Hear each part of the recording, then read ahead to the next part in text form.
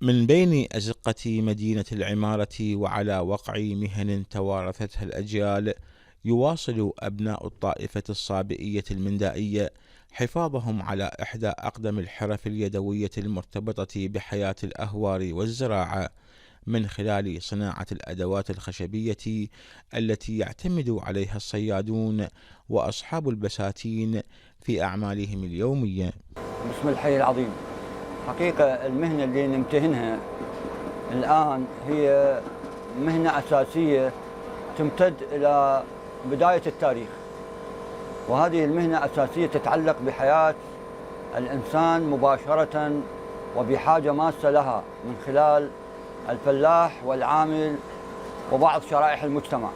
لكن الأدوات التي نعملها بأيدينا هي كالآتي: في السابق كانوا أجدادنا وأبهاتنا وأجداد أجدادنا يصنعون الزوارق بأشكالها وأنواعها، يصنعون الفدان، يصنعون المسحة والكرك والمنجل والفالة وغيرها من الأدوات الكثيرة التي لا يعد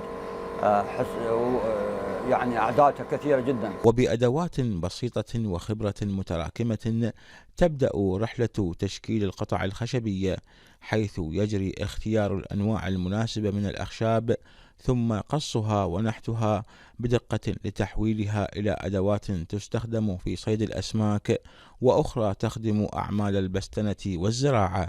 بالنسبة الأدوات اللي يحتاجها في الأهوار، أولا الفالة بشكل رئيسي، ثانيا الزورق، طبعا إذا ماكو زورق شلون يتجول بالأهوار، والغرافة والمردي، وحقيقة هواي أدوات، والمنجل الصغير والكبير بأنواع، الفالة طبعا بأنواعها الكبيرة والصغيرة والمتوسطة.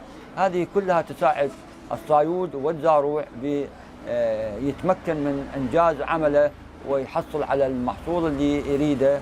أيضا البستنة تتعلق بنا مثل ما تتعلق الفلاح يتعلق بنا، لأنه البستنشي شو يحتاج الكرك والمسحاة، ويحتاج المنجل، ويحتاج المنجل الصغير يسمونه الشلبة، ويحتاج السكين مال النخل، ويحتاج الفروند، ويحتاج كل الأدوات لن تنجز إلا من خلالنا.